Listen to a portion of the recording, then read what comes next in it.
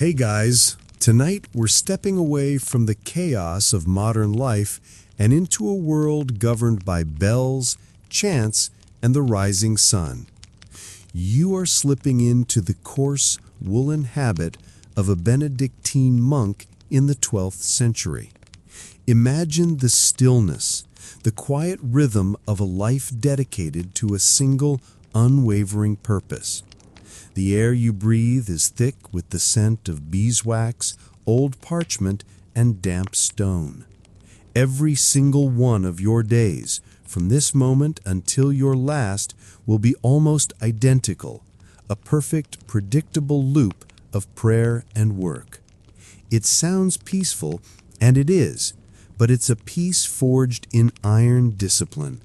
Frankly, stripped of your smartphone, your 8 hours of sleep, and your morning coffee, you probably wouldn't survive this for a week. So before you get comfortable, take a moment to like the video and subscribe, but only if you genuinely enjoy what I do here. And as always, I'd love to see where and when you're listening from, so please drop your city and local time in the comments below. It's always amazing to see our little community scattered across the globe. Now dim the lights, maybe turn on a fan for that soft background hum, and let's ease into tonight's journey together. It is not a sound that wakes you, but a vibration. A deep, resonant toll from the abbey's bell tower shudders through the floorboards, through the straw of your mattress, and into your bones. It is the bell for vigils, or matins, the very first of the 8 daily services that act as the scaffolding for your entire existence. The time? Somewhere around 2 in the morning.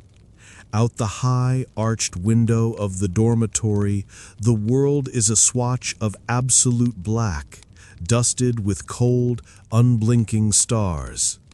There is no snooze button here, no sleepy bargaining for 5 more minutes. The bell is the voice of God's timetable, and it does not repeat itself.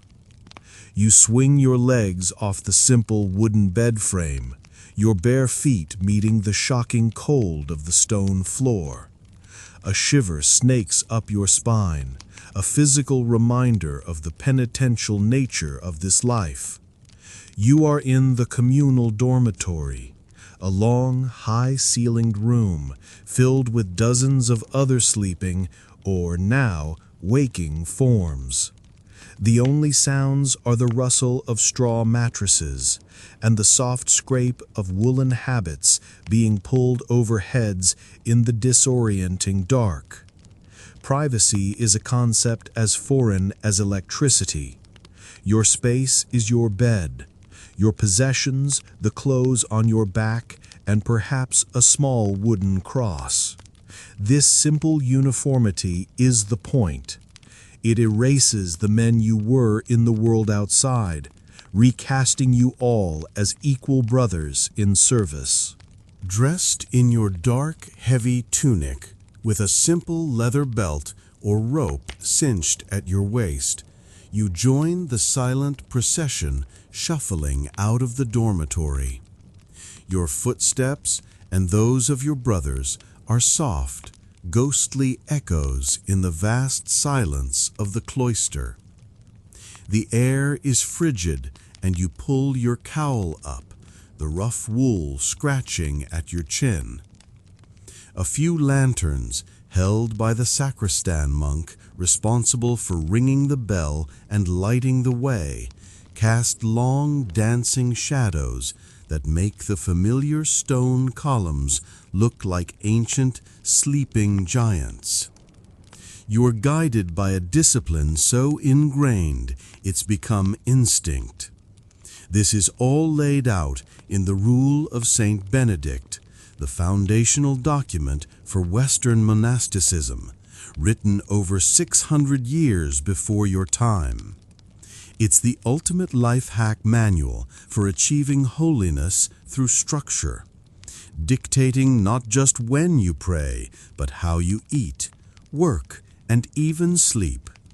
And it begins here, in the cold and the dark, with the Opus Dei, the work of God. Entering the Abbey Church is like stepping into another world. The air is immediately different, heavy with the sweet, cloying scent of day-old incense and melting beeswax. It's colder here, if that's even possible, the kind of deep, permanent chill that stone holds on to regardless of the season. You find your place in the choir stalls, the wooden seats worn smooth by centuries of monks before you. The service begins, and abbot's voice, a single clear note, rises into the vaulted darkness.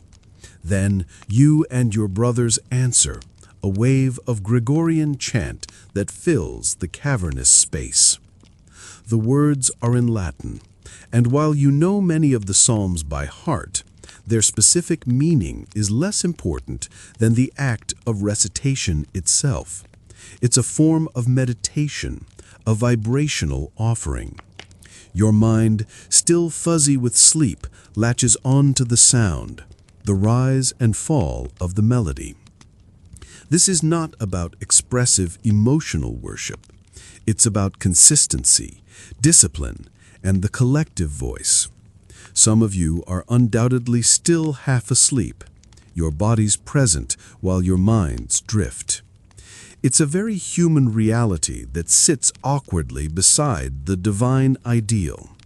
In fact, historians still argue whether the average monk experienced these nocturnal prayers as moments of profound spiritual connection or as a grueling, sleep-deprived obligation they simply had to endure. The truth, like for most of us with our own routines, was likely a mixture of both, varying from day to day. For moments when a brother might be tempted to nod off, there was often a designated monk, the circuitor, who would wander the stalls during the long services. His job was to carry a lantern and watch for drowsy heads. If he spotted one, he would simply place the lantern before the sleeping monk, who was then obliged to take it and continue the patrol himself.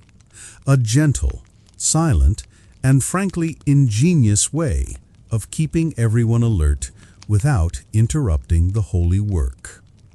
It's a far cry from a jab in the ribs, a wonderfully passive-aggressive solution to a universal problem. After what feels like an eternity of chanting in the dark, the Matin service concludes. There is a short, quiet interval. You might sit in contemplation, or you might simply fight the overwhelming urge to close your eyes. Soon, another service, Lauds, will begin. This one is timed to end with the very first hint of dawn. As you begin the new round of psalms, you can just begin to perceive a subtle shift in the darkness through the high stained glass windows, a change from pitch black to a soft, forgiving gray. The day is coming. Your real work is about to begin. The final notes of Lauds fade just as the gray light in the church's high windows deepens into the first pale blush of dawn. A collective, almost imperceptible sigh of relief seems to pass through the choir stalls. The longest and coldest part of the devotional day is over.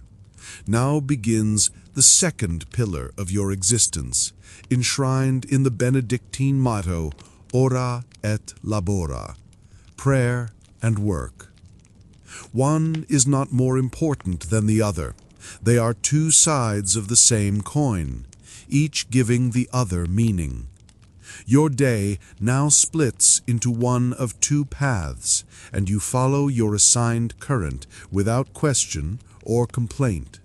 It is a decision made by the abbot, based on the season, the monastery's pressing needs, your age, and your talents. You are either a son of the soil or a servant of the word. If you are young and strong, your path leads you out of the cloister, past the herb gardens and the bakehouse, and towards the vast lands that belong to the abbey. As you walk, the world is waking up around you. A low mist clings to the ground, and the air smells of damp earth and wood smoke from the kitchens. You pull on a pair of rough leather boots, protection against the mud and rocks. This is where the labora part gets very real. Monasteries, especially Cistercian ones, are massive agricultural powerhouses. They are centers of innovation, responsible for clearing dense forests, draining wetlands to create fertile new pastures, and refining techniques like crop rotation and water management with their mills. The surplus they produce doesn't just feed the community, it fuels the local economy and makes the abbey a wealthy, influential institution. You are a tiny vital cog in this huge, well-organized machine. Your work is dictated by the turning of the earth. In spring, you might be guiding a heavy, ox-drawn plow, your shoulder pressed against the wood, fighting to keep the furrow straight in the dark, heavy soil. Your muscles scream, and the rhythmic plod of the ox becomes the beat of your mourning.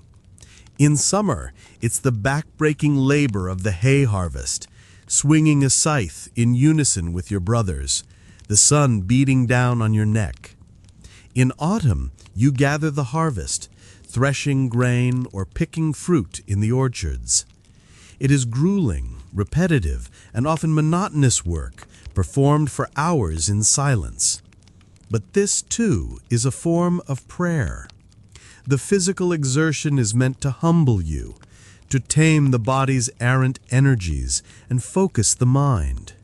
There is a simple, profound satisfaction in it, a direct connection to the cycles of creation that the psalms you chanted in the dark can only describe. However, if you are older, perhaps with failing eyesight, or a body no longer suited for the fields, or if you arrived at the monastery already possessing the rare and valuable skill of literacy, your path leads elsewhere.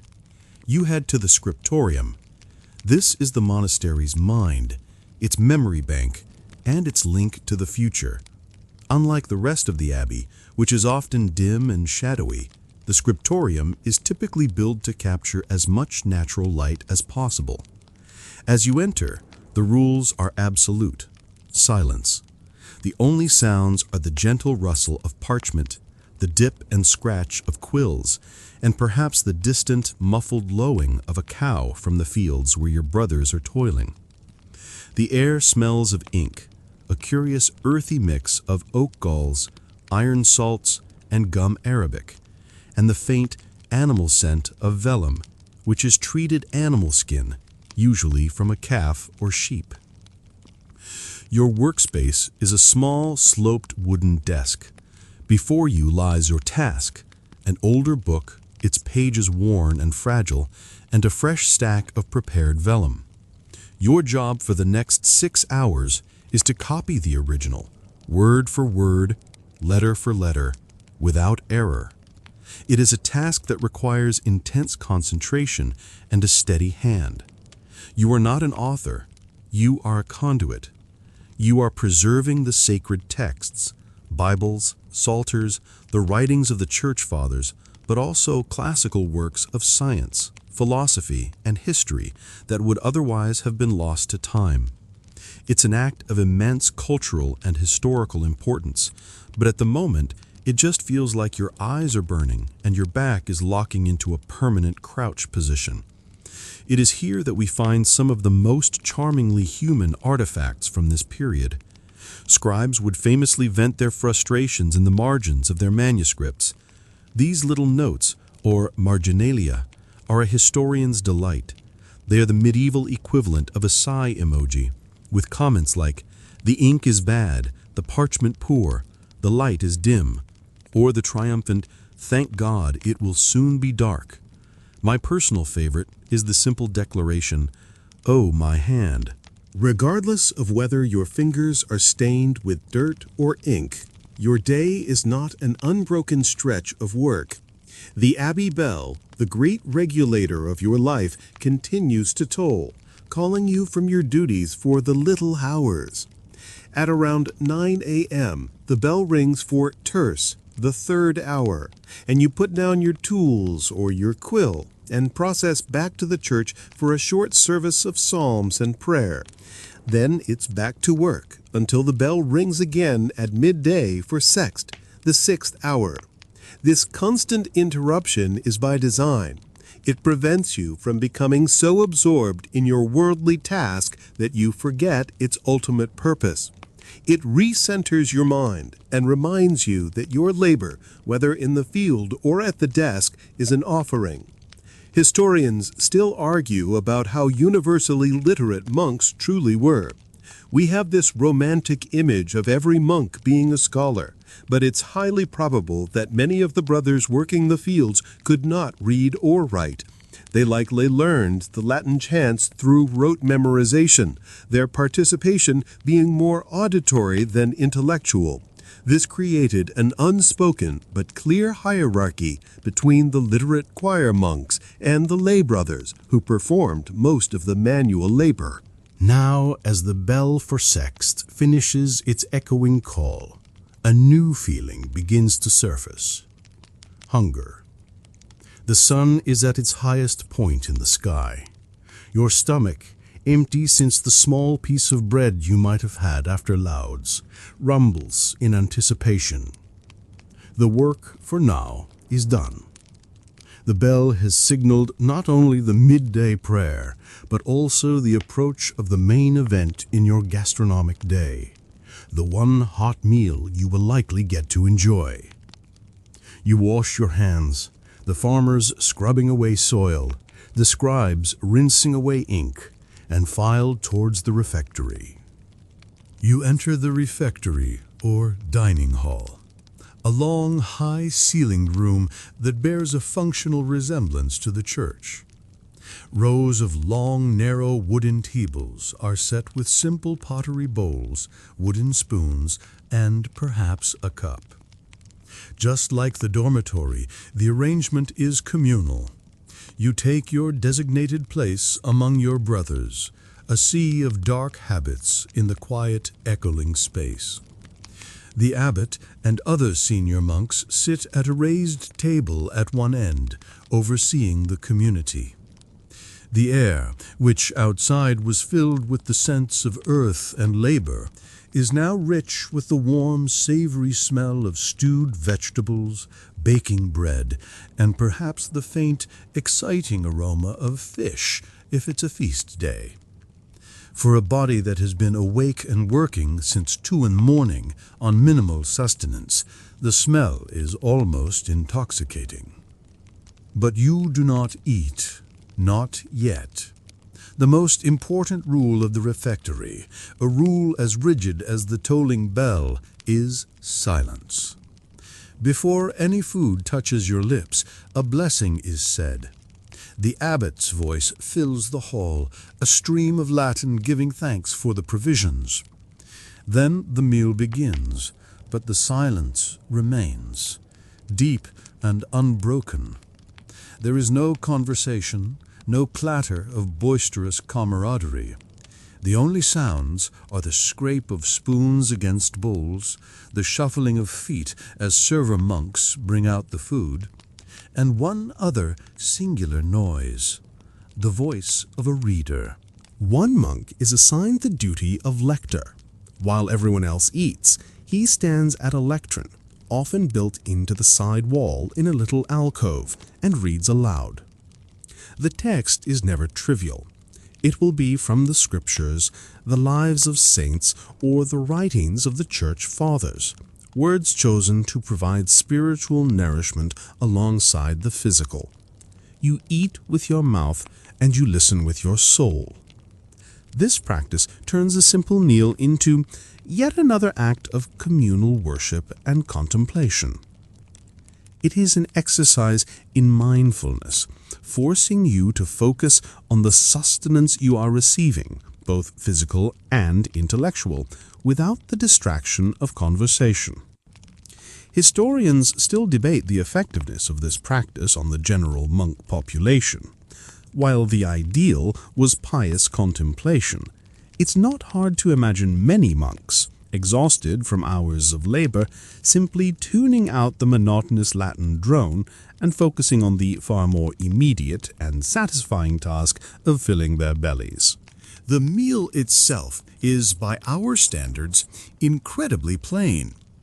The rule of Saint Benedict specifically forbade the eating of meat from four-legged animals unless a monk was very ill.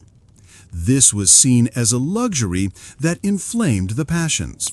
So your primary meal would consist of a thick pottage or stew, made from whatever the abbey gardens and fields could provide. Beans, peas, root vegetables like turnips and parsnips, and dark leafy greens. This would be accompanied by a generous portion of dark, heavy bread, the true staff of life, and washed down with either water or, more commonly, a weak ale or small beer. Beer was a caloric godsend and was often safer to drink than local water sources. Fish was permitted, and in monasteries near rivers or the coast, it would have been a common feature, but for most inland abbeys, it remained a treat. On a truly grand feast day, you might even have eggs or cheese. It was a high-carbohydrate, functional diet designed to fuel a day of hard labor, not to delight the palate. It was also, weirdly, where a quirky fringe practice known as a nixtum sometimes occurred. For monks who were elderly or infirm and needed a bit more sustenance, a small extra allowance of bread dipped in wine might be permitted before the main meal, a sort of monastic aperitif that bent the strict rules for practical reasons. Once the meal is concluded, a final prayer of thanks is offered. The silence is broken only when you file out of the refectory. The period immediately after the main meal is one of the few unstructured times in your day. Some monks might take a brief nap or meridiana, especially in the heat of summer. Others might take a slow, contemplative walk around the cloister garden. The cloister is the physical and spiritual heart of the monastery, a covered walkway surrounding a square courtyard. It connects the church, the refectory, and the dormitory. Here you can walk, meditate, and breathe, shielded from the elements, but still in the open air. Soon the bell tolls again. This time it summons you not for prayer, but for business. You gather in the chapter house, often a richly decorated room adjacent to the church. Here you sit on stone benches built into the walls as the abbot takes his seat. This is the daily administrative meeting of the community. First, a chapter from the Rule of Saint Benedict is read aloud, hence the name, Chapter House. This daily reminder reinforces the laws that govern every aspect of your life. After the reading, the abbot might discuss the practical matters of the day, assigning new work tasks, giving an update on the harvest, discussing the monastery's finances, or reading a letter that has arrived from a neighboring abbey or a distant bishop. But the chapter meeting has another, more intimidating purpose.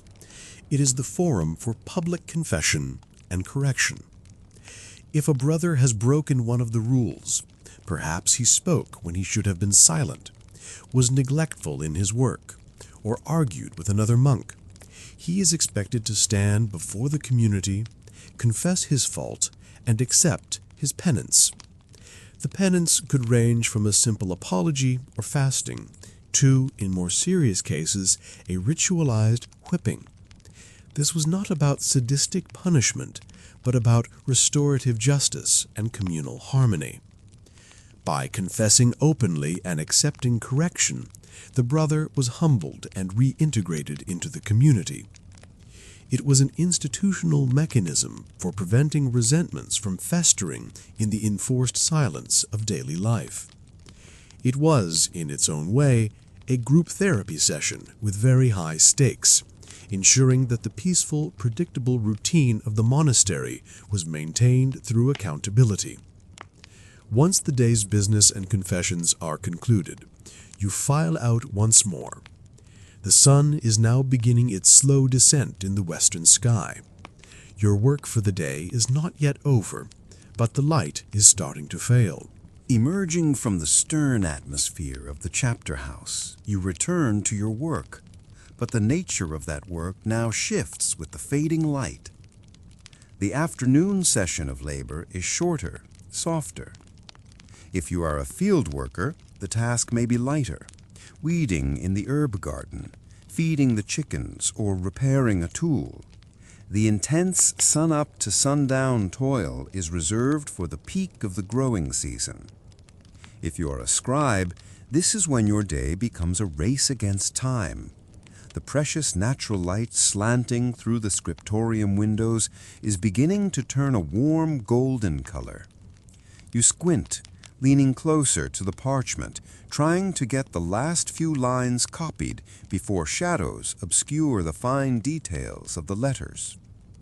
Candles or oil lamps were used sparingly in scriptoriums due to the immense fire risk they posed to the irreplaceable collection of books. A single moment of carelessness could wipe out centuries of accumulated knowledge, so as dusk approached, your workday was forced to a close. The bell tolls for nones, the 9th hour, around 3 in the afternoon. You once again down your tools, wipe your hands, and head to the church for the brief service. The cycle of prayer is woven so deeply into your day that the transition is automatic, your body moving towards the sound of the bell before your mind has even fully registered it. After nones, there might be another period of work, but now a different kind of energy settles over the abbey. The day's hardest labor is behind you. The air cools. The long shadows of the abbey buildings stretch across the courtyards like dark fingers. A quiet sense of completion begins to settle over the community. Around 5 or 6 in the evening, depending on the time of year, the bell rings for vespers. This is one of the most significant services of the day, second only to the morning services of matins and lauds. It marks the ceremonial close of the daylight hours. As you take your place in the choir stalls, the church is filled with the soft glow of evening. The chants for vespers often include the Magnificat, the hymn of the Virgin Mary, a piece of music filled with a sense of wonder and gratitude. There is a palpable sense of peace in this service. You have worked, you have prayed, and now as the natural world outside prepares for rest, so do you. After Vespers, you may partake in a light supper. In many monastic traditions, especially during winter months, the single meal at midday was all you got.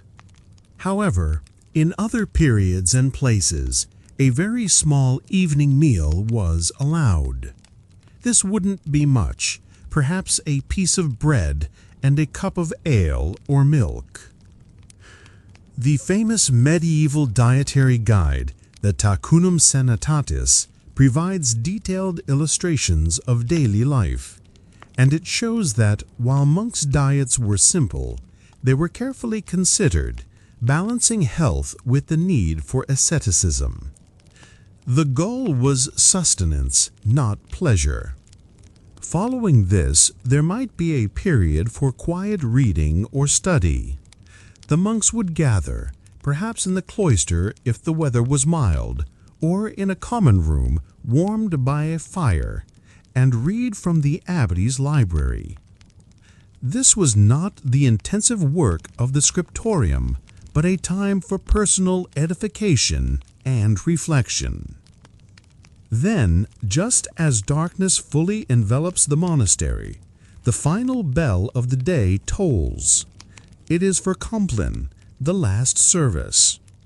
The name itself comes from the Latin complectorium, as it completes the day. Compline is the most intimate and gentle of the daily offices. The prayers are focused on asking for God's protection through the night, for peace and a safe rest. The atmosphere is quiet, sleepy, and deeply tranquil. It is a spiritual tucking in. At the end of the service, the abbot moves through the church, sprinkling you and your brothers with holy water, a final blessing to ward off the evils of the night. Here we see another one of those quirky little monastic customs, the Great Silence. After the final prayer of Compline, absolute silence was to be maintained throughout the monastery until the first service, matins, the next morning. It was a rule taken extremely seriously. To speak after Compline was a significant fault. It ensured that the entire community, from the abbot to the newest novice, was cloaked in a profound and shared quietude as they prepared for sleep. You walk in silent procession back to the long, dark dormitory where your day began what feels like a lifetime ago. You are exhausted. It is a deep, bone-weary exhaustion, born of a long day of physical and spiritual exertion. You slip out of your habit and fall onto your straw mattress. The room is filled with the soft sounds of other men doing the same. There are no good nights whispered across the room.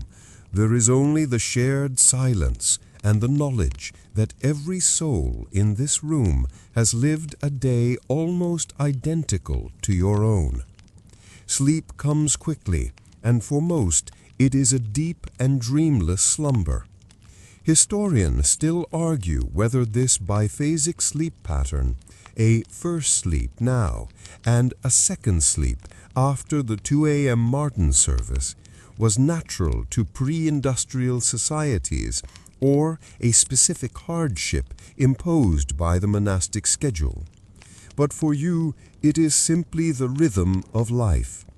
Lying in the dark, you are adrift in the great, silent ocean of the monastic night, a single, tiny boat in a vast, calm sea.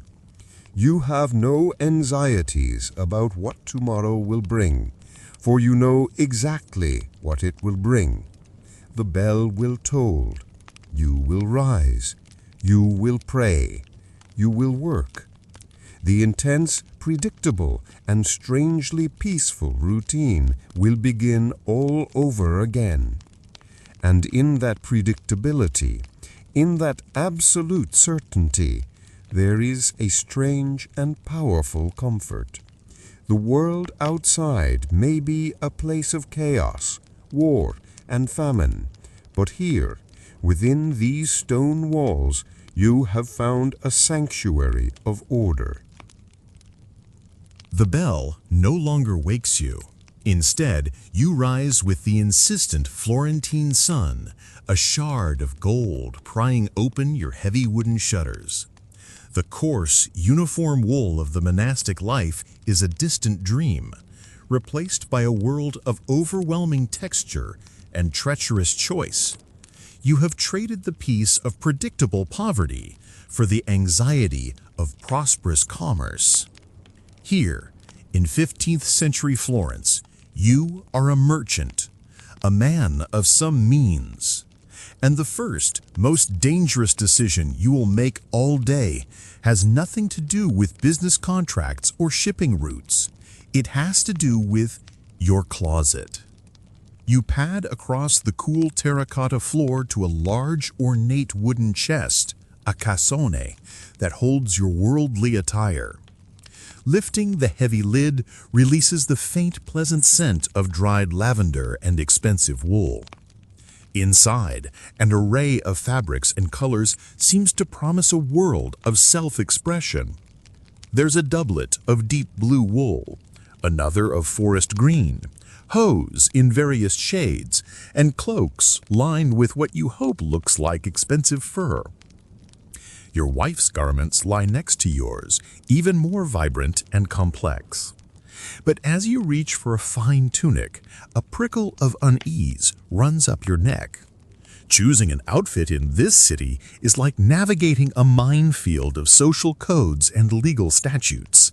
This is not your wardrobe. It is a chessboard, and one wrong move could cost you dearly. Welcome to the world of sumptuary laws. The laws, leggi suntuariae, were a hallmark of civic life across late medieval and Renaissance Europe.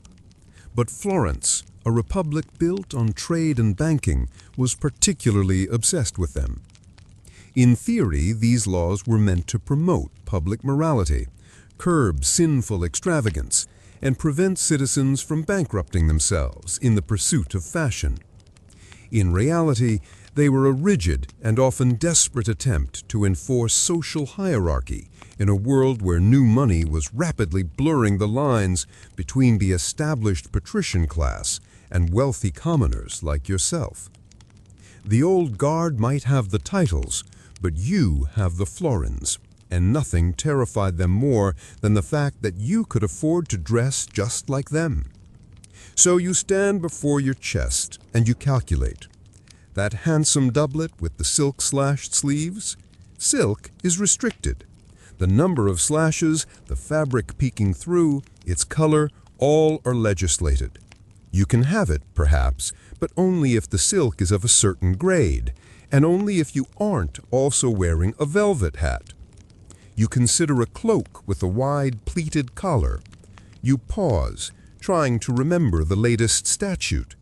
Was it a maximum of 3 finger widths for the pleats, or 4? Last month, your neighbor, the baker Luigi, was stopped in the Piazza della Signoria and publicly fined because the cuffs on his tunic were deemed too ostentatious. A fashion ticket.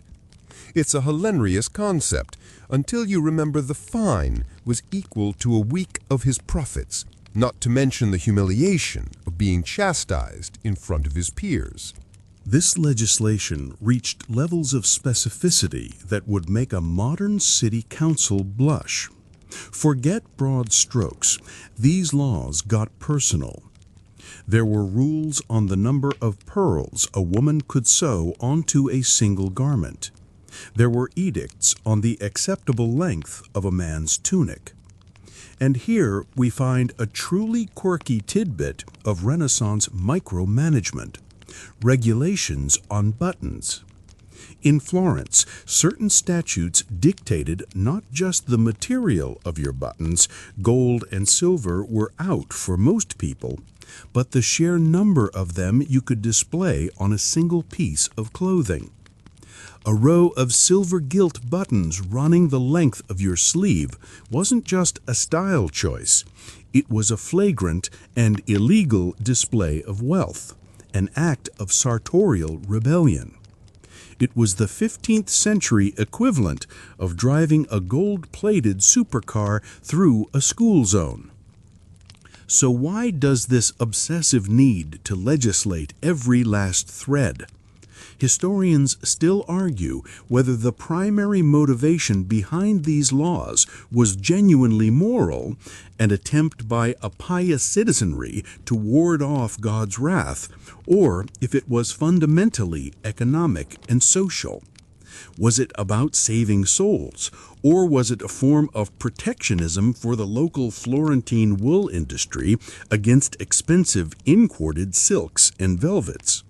Was it to keep you from vanity, or just to make sure everyone knew from 100 paces that a banker was a banker, a merchant was a merchant, and a blacksmith was a blacksmith?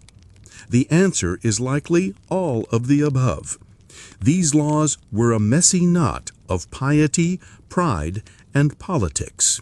You finally settle on a safe choice. A well-made but simple woolen doublet in a respectable shade of dark brown, paired with sturdy hose and leather shoes. It's dignified, but it screams, "I am not trying to get above my station." Your wife is less pleased. She holds up a beautiful new Gomurrah, a dress of rich green fabric she had a tailor craft for the upcoming festival. You both look at it, a silent conversation passing between you. The shade of green is vibrant, lustrous. Is it too lustrous? Does it imitate the shades reserved for the wives and daughters of the city's ruling council? And the sleeves, they are wide and pleated in the latest Milanese fashion. She loves it, but you can already imagine the beady eyes of the ufficiali di notte e monastieri, the officials of the night and of the monasteries. They were a real law enforcement body in Florence, a kind of vice squad, tasked with enforcing moral laws, from gambling to blasphemy, and yes, to policing fashion. These men, humorless and pious, roamed the city streets, their eyes peeled for sleeves that were too puffy, necklines that were too low, or colors that were too bold. They carried the law book with them, ready to cite the specific statute you had just violated. After a tense discussion, your wife agrees to save the new dress for a private family gathering. She puts on an older, more sober gown instead, her disappointment a quiet cloud in the room. Dressed in your legally compliant, socially acceptable, and deeply unexciting clothes, you are finally ready to face the day.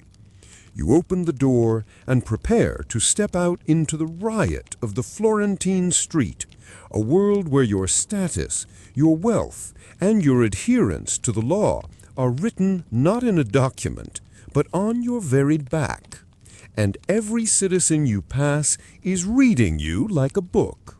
Stepping out from the cool darkness of your home into the bright chaos of the Florentine street is a sensory assault.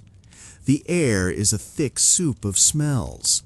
Baking bread from Luigi's shop, the pungent odor of tanned leather from the workshop down the lane, the less pleasant tang of animal waste, and the perfume of the wealthy. But your focus is on the visual. The street is a runway, and everyone on it is a model, whether they like it or not. And the language of this fashion show, the first and most immediate signifier of status, is color.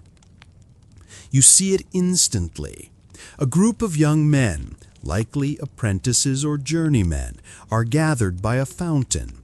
Their tunics and hose are muted, functional shades of undyed wool, beige and russet brown. These colors, or rather lack of colors, weren't just cheaper. They were often legally mandated. Sumptuary laws frequently reserved vibrant, saturated colors for the upper classes. A law might state that anyone with an income below a certain threshold was forbidden from wearing cloth dyed any color other than gray, brown, or a dull, murky blue. These earthy tones were derived from cheap, locally available plants and minerals. They faded quickly and never achieved the shocking brilliance of the expensive dyes. So a crowd of working-class Florentines would have looked like a sepia-toned photograph, a sea of browns and grays. Then he appears, parting the crowd like a ship through water, a patrician nobleman, a member of one of the great families, a Strozzi or a Medici. He isn't walking, he's processing, and his clothes are screaming his importance. He wears a lucco, a long, flowing outer garment, and it is the color of power, Scarlet. This specific shade, known as Venetian scarlet or Kermes scarlet, was not just red, it was a political statement. It was derived from the crushed, dried bodies of the Kermes insect, a parasite that grew on oak trees.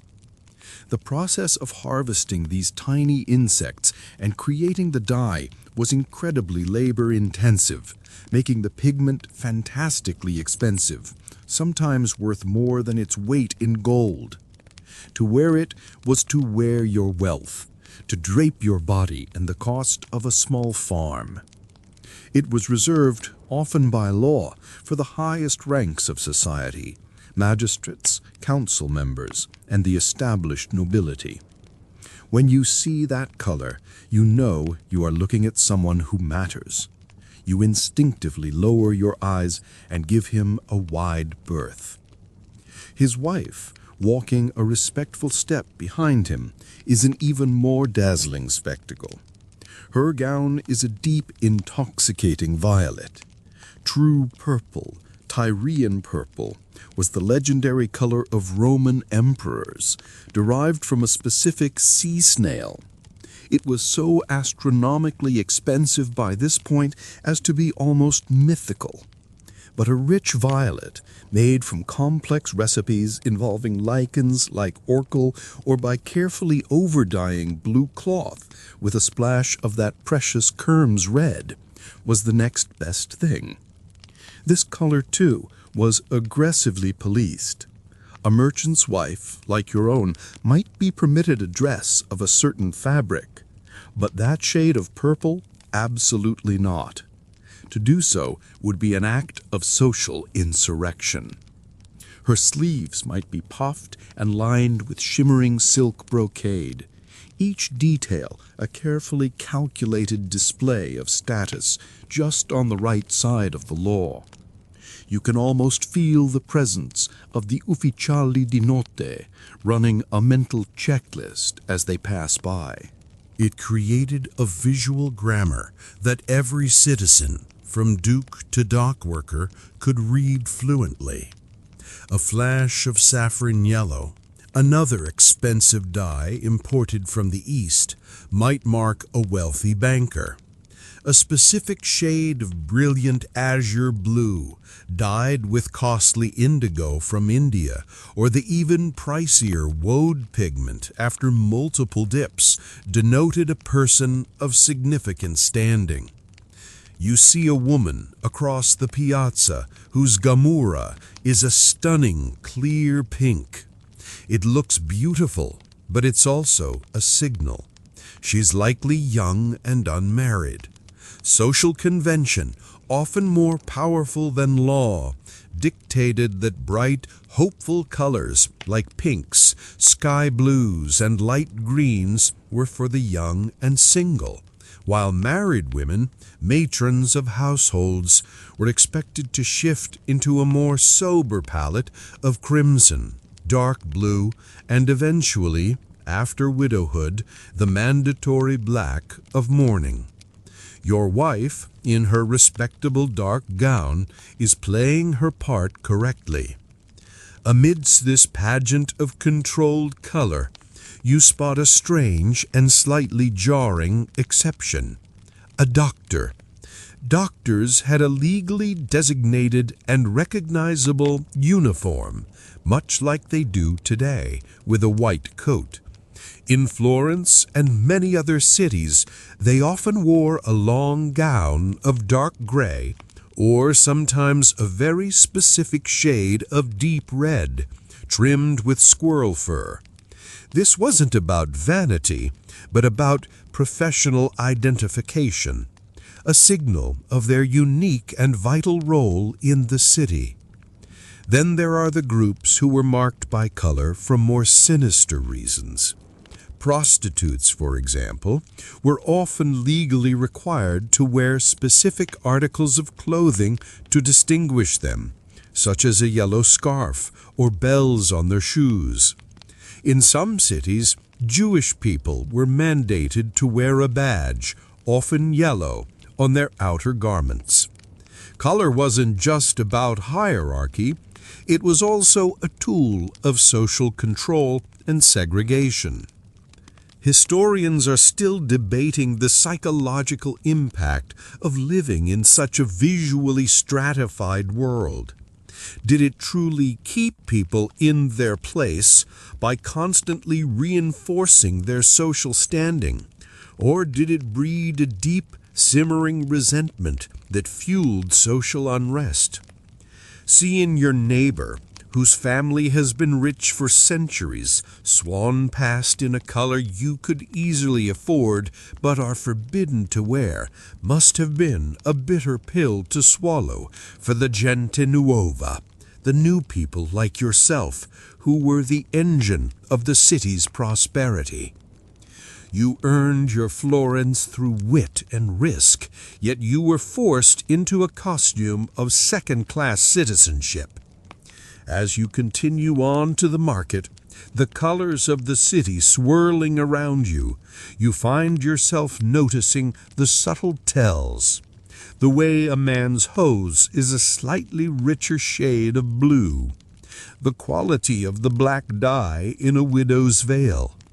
It's a silent, constant conversation, a battle of pigments waged on the streets every single day. Your business at the market is swift. You've arranged for the sale of 3 bolts of English wool, and the florins that clink in your purse feel heavy and warm, a tangible proof of your success. As you walk back toward the city center, your mind freed from the immediate task once again drifts to the complex calculus of appearance. It's not just the color that could land you in trouble with the fashion police. The laws were just as obsessed, if not more so, with the very threads that made the garment. Fabric and fur were battlegrounds where social ambition and legal restriction clashed daily. You pass a tailor's shop, its doors open to the street. Pinned up inside are samples of cloth, a testament to the city's vibrant textile trade. Your eye is naturally drawn to the most luxurious materials, the ones that shimmer and catch the light. There is silk, smooth and lustrous, woven into satins and damasks. Beside it, the king of fabrics, velvet. True silk velvet, with its deep, rich pile, was stupendously expensive. Its production was a closely guarded secret, and the material itself was so delicate and difficult to weave that its price tag could rival that of a small house. In the eyes of the law, draping yourself in velvet was the ultimate sartorial power move. Consequently, its use was fiercely regulated. A statute might declare that only the signoria, the city's ruling council, and their direct family members could wear velvet garments. A banker might be permitted velvet trim on his collar or cuffs, but an entire velvet doublet? That was an arrogance punishable by a ruinous fine and the confiscation of the offending garment. You think of your wife's lament this morning over her green dress. Even if the color had been deemed acceptable, the fabric itself was a risk. Is it pure wool, or is it a wool-silk blend designed to give it that subtle, attractive sheen? The law cared. There were precise regulations about the percentage of silk that could be blended with wool for different social classes. The authorities weren't just guessing. If they suspected a violation, they might demand to inspect the garment, rubbing the fabric between their fingers, feeling for the telltale smoothness of illegal silk. It's an almost comical image, a stern, black-robed official solemnly fondling a woman's sleeve in the middle of a public square. But the consequences were very real. Then there was the matter of fur. A fur-lined cloak was essential for surviving the damp chill of a Tuscan winter, but not all furs were created equal. The sumptuary laws created a veritable taxonomy of animal pelts, each corresponding to a specific social rank. The top of the food chain was ermine, the pure white winter coat of a stoat, traditionally associated with royalty and the highest nobility.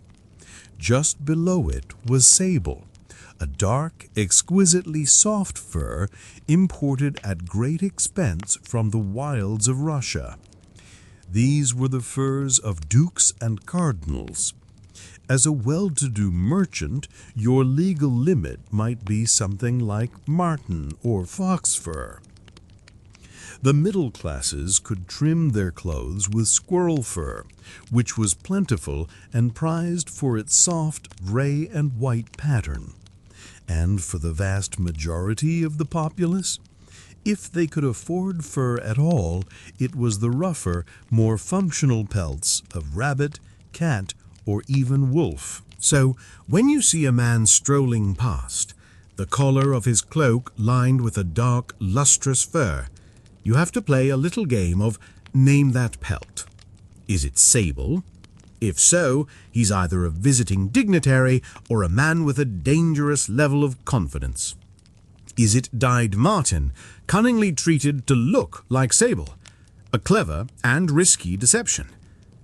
This obsession led to a fringe market for counterfeit furs. Less scrupulous furriers became masters at dyeing and treating cheaper furs to mimic their more expensive counterparts. A skilled artisan could make a rabbit look passably like ermine from a distance, or fashion common cat fur into something resembling marten. This was, of course, highly illegal for both the seller and the wearer, adding another layer of intrigue and potential criminality to the simple act of getting dressed. You also had to be careful about where on your body these materials appeared. Let's say the law permitted you, as a merchant of your standing, to own a garment made of silk. The law might then specify it must be a doublet, but not hose, or that it could be used as a lining but not as the exterior fabric. A particularly famous and widely cited type of sumptuary legislation across Europe was the restriction on the length of the points of men's shoes, a style known as the Krakow or Boulain. The points could be absurdly long, sometimes needing to be tied to the knee to allow for walking. The law dictated their maximum length by social class, creating a ridiculous but easily readable indicator of status. The nobility might be allowed a point of 24 inches, a merchant 12 inches, and a commoner just 6 inches. Historians are still actively debating the gender dynamics of these laws. On the surface, the rules often seem more restrictive for women, dictating the height of their headdresses, the cut of their scolatura, and the richness of their gowns. This is often interpreted as a paternalistic attempt by the city fathers to control female virtue and prevent women from tempting men into sin and ruin. However, some scholars argue that because men were the primary actors in the public and political sphere, the regulations on their attire were actually more politically charged. A nobleman wearing the wrong color could be seen as making a direct challenge to the ruling regime. A woman in an overly lavish dress might be seen as merely vain or immoral, a threat to the household, but not to the state. The punishment might be a fine for her husband, but the act itself lacked the political gravity of a man's sartorial defiance. Walking on, you adjust the simple wool of your own cloak. It's humble, but it's safe. It attracts no undue attention. You see a wedding procession moving down a connecting street, a joyous explosion of color and sound. For a wedding, some of the rules were relaxed. A bride was often permitted to wear clothes and jewels far above her station for the day of her ceremony. It was a brief, sanctioned moment of fantasy, a fleeting taste of the luxurious world that was for the rest of her life legally out of reach. But tomorrow, she too would have to pack away the silk and pearls and dress according to her new husband's rank. The dream would be over, and the rule of fabric and fur would reassert itself. The day is winding down. The sharp, bright light of midday has softened into a warm, honeyed glow, and the streets are thronged with people heading home. You find yourself near the great Duomo, its magnificent dome a constant presence, watching over the city and its vanities. It is here, amidst the jostling crowds and the day's final flurry of commerce, that you see the real genius of the Florentine people on display, their remarkable talent for creative disobedience. For every meticulous law the Signoria dreamed up, the citizens devised a dozen clever ways to bend, stretch, or shatter it. You notice a young man leaning against a column, clearly trying to attract attention. He looks like a peacock. His doublet is a riot of color, with puffy sleeves and an aggressive stance. He's a damerino, a dandy, and he is a walking, talking catalog of sumptuary law violations. His clothes are slashed from shoulder to wrist, revealing glimpses of a shiny fabric underneath. According to the law, the number of slashes was limited, and the material underneath could not be silk. But this is where the games began. Perhaps the lining isn't pure silk, but a clever blend that technically adheres to the letter of the law. Or perhaps the slashes are not cut all the way through, but are instead artful pleats, creating the look of illegal slashing without the actual act. It's a loophole you could march a horse through, and tailors became experts in exploiting such ambiguities. Your eyes drift to a wealthy couple strolling nearby. The man's cloak is a sober, legally compliant dark wool. He looks every bit the responsible burgher. But as he turns to greet a friend, the cloak swings open, revealing the lining. For a fleeting second, you see it, a flash of brilliant crimson silk. This was one of the most common and audacious forms of defiance. Citizens would wear garments that were perfectly legal on the outside, a mask of modest conformity. But the inside, the part visible only to them and those they chose to show, would be lined with the most ostentatiously illegal fabrics. It was a secret luxury, a hidden rebellion. You could feel the smooth caress of forbidden silk against your skin, a private thrill that no law could touch. The ufficiali di notte could stop you and inspect your cuffs, but they were unlikely to demand you strip off your cloak in the middle of the piazza to inspect its lining. Even more widespread was the practice of dressing one's children in finery that was forbidden to adults. This was a massive, glittering loophole in many sumptuary codes. The laws were often specifically written to apply to adults and adolescents past a certain age, leaving children in a kind of legal gray area. And parents took full advantage. You see a merchant and his wife, people of your own class, and while they are dressed plainly, Their 8-year-old son is a miniature prince. His tunic is a rich velvet, his tiny shoes have silver buckles, and a ridiculously expensive feather is perched in his little cap. It was a brilliant form of proxy ostentation. The parents couldn't legally wear their wealth, so they draped it on their children instead. The child became a walking advertisement for the family's prosperity. It's a bit like people who buy designer clothes for their poodles today. The dog doesn't care about the brand, but everyone knows who paid for it. This practice became so rampant that city councils eventually had to pass new laws, specifically targeting the scandalous and unseemly luxury of children's clothing. Another clever trick was the use of jewelry.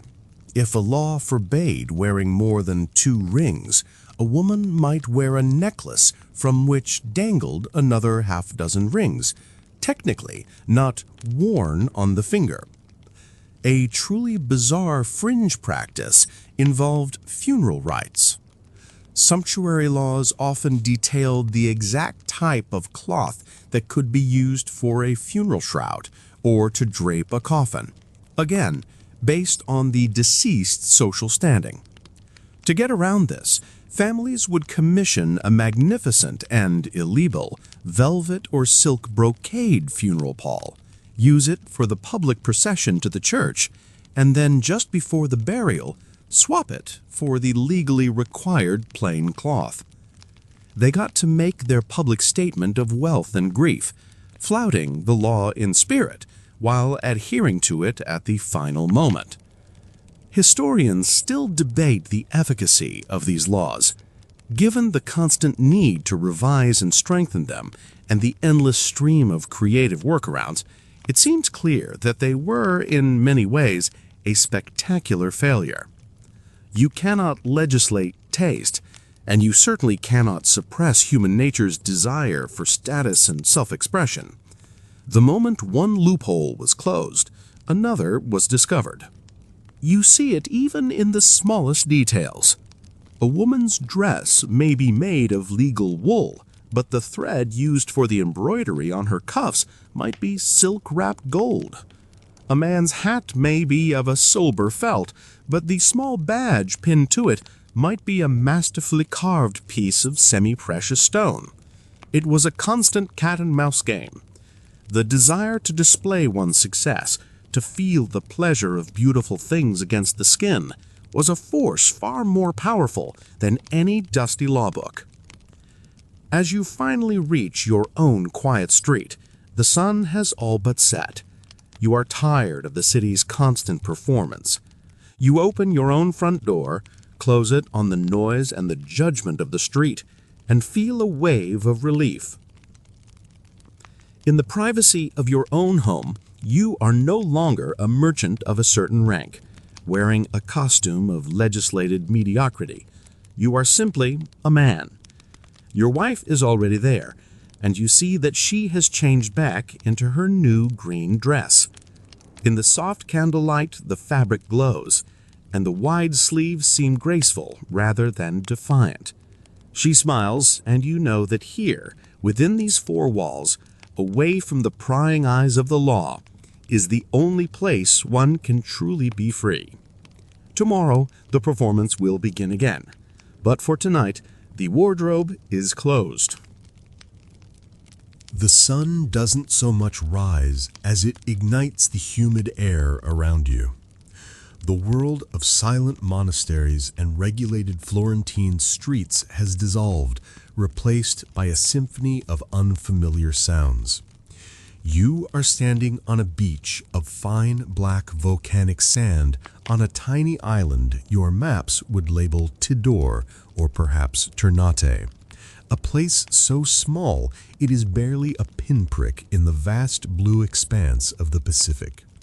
You are in the Moluccas, the legendary Spice Islands, a name whispered with mixture of avarice and wonder in markets 10,000 miles away. The air you breathe here is thick, wet, and so intoxicatingly fragrant it's almost a meal. It is the perfume of the world's desire. Behind you, the jungle rises up in an impossible tangle of green, clinging to the steep, conical slope of the volcano that birthed this island. The very soil beneath your feet, rich and dark, is the secret. This specific volcanic earth, in this specific tropical climate, is the only place on the entire planet that the clove tree has chosen to grow. A few islands over, in the equally small Banda archipelago, the same story is true for the nutmeg tree. For centuries, the entire global supply of two of the most coveted substances on Earth has come from this one tiny corner of the world. You do not think of it in these global terms. You know only that the trees in your family grove are a sacred inheritance, and their harvest is the rhythm of your life. Your work for the day is to gather cloves. You leave the beach and follow a narrow path into the dense shade of the forest. You are barefoot, and the earth is cool and damp under your soles. You arrive at a grove of slender, pyramid-shaped trees with smooth, gray bark and glossy, dark green leaves. These are Syzygium aromaticum, the clove trees. But you are not here for the leaves or the wood. You are here for the treasure they produce, their unopened flower buds. Reaching the lower branches, you begin to carefully pluck the small reddish buds, which grow in clusters at the tips of the branches. They are firm and slightly oily to the touch. You drop them gently into a woven palm leaf basket at your waist. The scent is overwhelming, spicy, sweet, and medicinal all at once. If you were to pop one in your mouth, your tongue would go numb, a preview of the potent anesthetic quality that makes them as valuable in a doctor's bag as in a king's kitchen. For the higher branches, you climb. You are nimble, moving through the tree with a familiarity born of a lifetime of practice. From your perch high in the canopy, you can see the brilliant blue sea through gaps in the leaves. This is delicate work. The buds must be harvested before the flowers open. At the precise moment they turn from green to a bright rosy pink. Timing is everything. Once picked, the buds will be spread out on mats in the sun to dry, where they will turn the familiar hard dark brown of a traded clove. Later, you might move to the nutmeg grove. Here, the prize is even stranger, more magical. The nutmeg tree is larger, more sprawling, and it bears a fruit that looks like a small yellow apricot. When ripe, the fruit splits open, and what it reveals is a work of natural art. Inside, there is a hard, dark brown seed, the nutmeg, but it is encased in a startling blood-red, waxy lattice work. This scarlet webbing is mace. It looks like a net of brilliant red veins clinging to the dark seed. Mace and nutmeg are two distinct spices from the same fruit. To harvest it, you pluck the fruit, discard the fleshy outer part, and then carefully peel the delicate lace of mace away from the inner seed. The mace is dried, its brilliant red fading to a warm orange, and the nutmeg seed is dried separately. This process is imbued with tradition and a deep spiritual respect. A beautiful local custom in the Banda Islands was to plant a nutmeg tree upon the birth of a child. The tree and the child would then grow together, their life forces intertwined. The prosperity of the tree directly ensured the prosperity of the person it represented, making the groves not just an orchard, but a living chronicle of the community's lineage. You are at the absolute origin point of a vast invisible network. The dried clothes and bundles of mace in your village are the source of a river of commerce that will stretch across half the globe. Historians still debate just how much you and your fellow islanders truly understood about the final destination and astronomical value of your product. Did you grasp that the handful of clothes you would trade for a simple iron knife would eventually be sold in Venice for enough to buy that knifesmith's entire workshop? Or was Europe just a vague, mythical land of the setting sun, too far away to be real? Your concept of value is immediate. You trade your spices with the sailors who arrive on the seasonal monsoon winds. You trade for things you need and cannot make, colorful cotton textiles from India, fine ceramics from China, metal tools and beads. In your world, the spices buy a better life. In their world, they build empires. And right on cue, as you are packing the dried spices into sacks, you hear the shouts from the beach. You see it. A vessel has appeared on the horizon, its distinctive triangular sails sharp against the afternoon sun. It is a prow, a Malay or Javanese trading ship, a marvel of lashed-together timbers and outriggers designed to dance with the waves. This is not a European galleon, not yet. These are the first middlemen, the regional sailors who have been part of this ancient network for centuries. They are the first link in a very, very long chain. They have come with the monsoon, laden with the goods you desire. They will anchor in your cove, and tomorrow the bartering will begin. The fragrant cargo is about to leave its cradle. The bartering is a patient, elaborate dance. It is conducted not with contracts and lawyers, but with gestures, ingrained custom, and a shared, unspoken understanding of need. Your village chief negotiates on behalf of the community, weighing the quality of their Javanese rice and Gujarati cotton against the potency of your cloves. Sacks of fragrant brown buds and precious nutmeg are exchanged for bolts of vibrant fabric, strings of beads and blades of good iron. It is a fair trade, here at the source. Once the hold of the prow is full of your island's treasure, its crew prepares to harness the very breath of the ocean for the next leg of the journey. You are now a sailor on that prow. The volcanic cone of the Spice Islands shrinks behind you, a green gem dissolving into the horizon. Your world is now the rhythmic creak of the lashed hull, the snap of the sail, and the endless expanse of the turquoise sea. Navigation is not done with a magnetic compass, an instrument that is still a novel and sometimes distrusted technology here. Instead, you read the stars at night. You interpret the color and pattern of the waves. You note the flight of seabirds.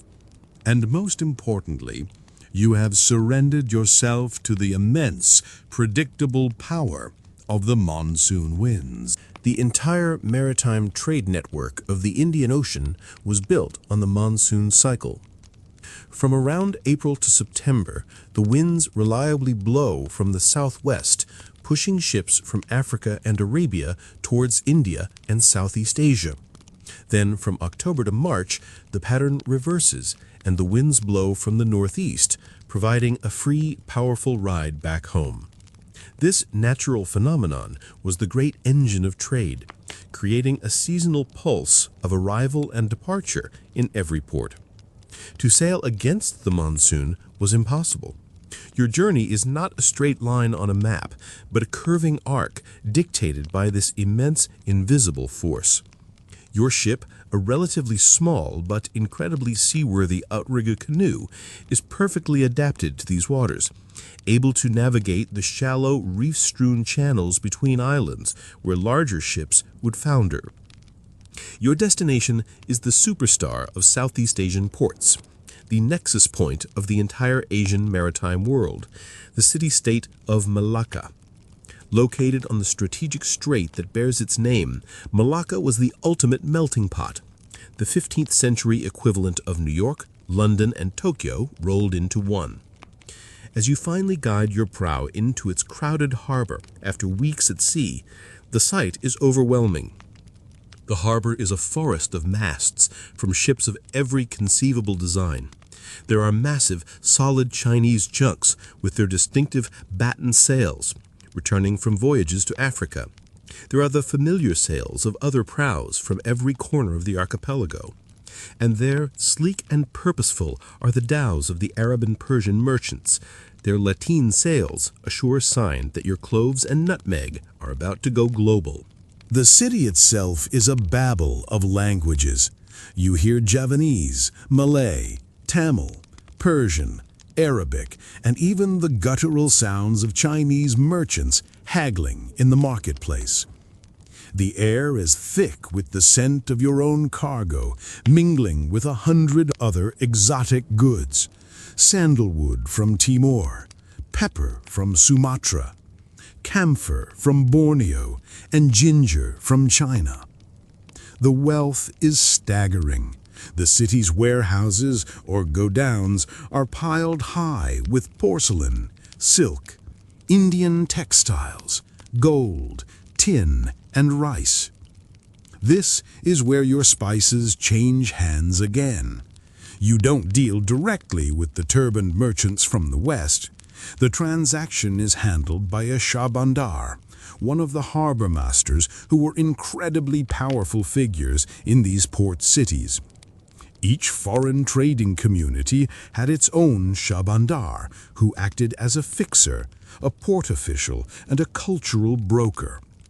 This system was incredibly sophisticated. They would oversee the weighing of the spices, assess their quality, collect the necessary taxes and port duties for the Sultan of Malacca, and facilitate the sale. Your captain negotiates fiercely, not for money, but again for goods, this time more refined and valuable goods that he can take back on his return journey. He might trade your entire hold of cloves for a smaller but more precious cargo of lustrous Chinese silks, fine steel blades from Damascus that arrived on a dhow, or beautifully patterned cottons from the Coromandel coast of India. And here we see a truly fascinating and often overlooked element of the spice trade. It wasn't just about the super expensive spices like cloves. Much of the bulk trade was in pepper. Black pepper, grown in Sumatra and India, was the workhorse of the spice trade. While not as glamorously expensive as a nutmeg seed, it was traded in massive quantities and was the key to making a regular, reliable profit. So, while you unload your precious cloves, you see huge sacks of peppercorns being loaded onto the waiting dhows. This was the bread and butter. Your cloves were the caviar. Once the deal is done, your spices are no longer your own. They have passed into a new world. They are rowed out to a large, elegant ship with a single, sweeping triangular sail. This is a dhow, the vessel that has dominated the sea lanes of the Arabian Sea and Indian Ocean for over 1,000 years. Its stitched hull construction, held together by coir rope rather than nails, gives it a flexibility that allows it to withstand the punishing waves of the open ocean. As you watch your sacks of cloves being swallowed by the dhow's deep hold, you are witnessing a crucial handoff.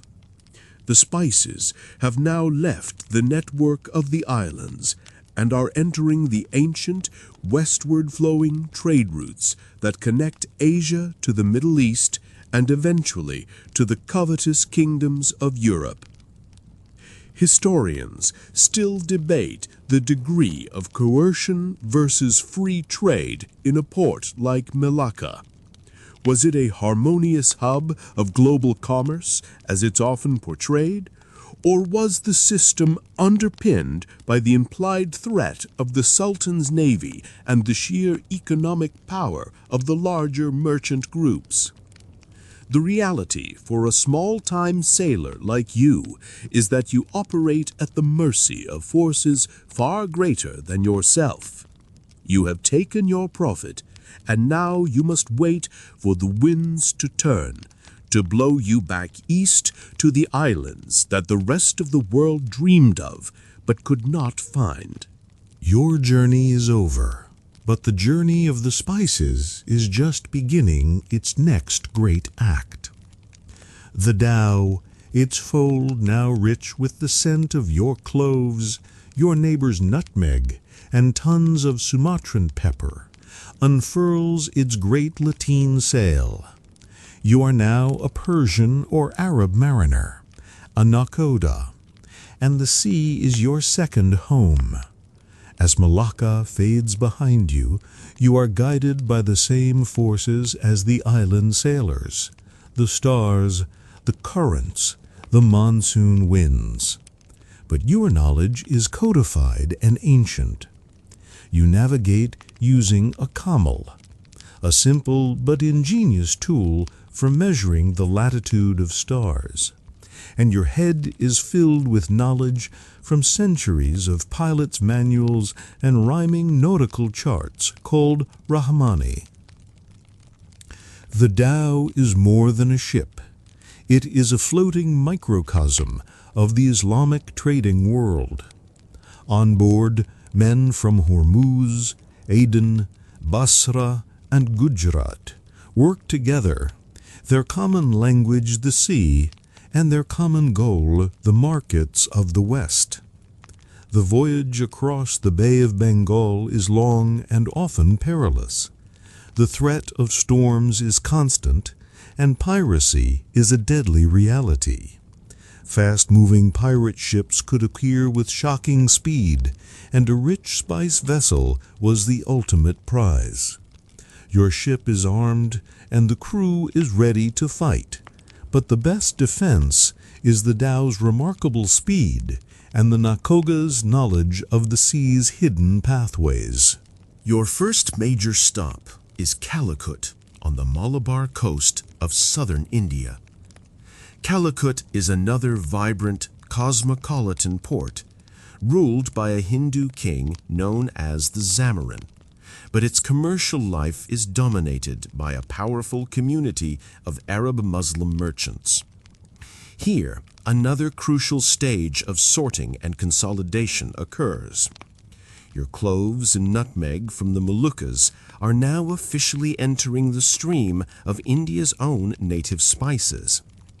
Massive quantities of black pepper, the true king of Indian spices, are loaded onto the dhow, along with cinnamon from nearby Ceylon, modern-day Sri Lanka, and ginger and cardamom grown in the lush hills of the Western Ghats. In the warehouses of Calicut, the spices are assessed and graded. The very best cloves, the most perfectly formed nutmeg, are set aside. This is where you might witness a curious, almost alchemical process, the adulteration and enhancement of spices. Less than scrupulous traders were masters of this art. They might mix in inferior cassia bark with true cinnamon, or add tiny petals or dried berries to bulk up the weight of a sack of peppercorns. A bizarre and fringe practice was to paint old or faded peppercorns with a mixture of oil and charcoal dust to make them look fresh, black, and potent. On the other hand, the highest quality spices would be meticulously cleaned and packaged. For European markets that prized novelty, a nutmeg might even be encased in silver foil.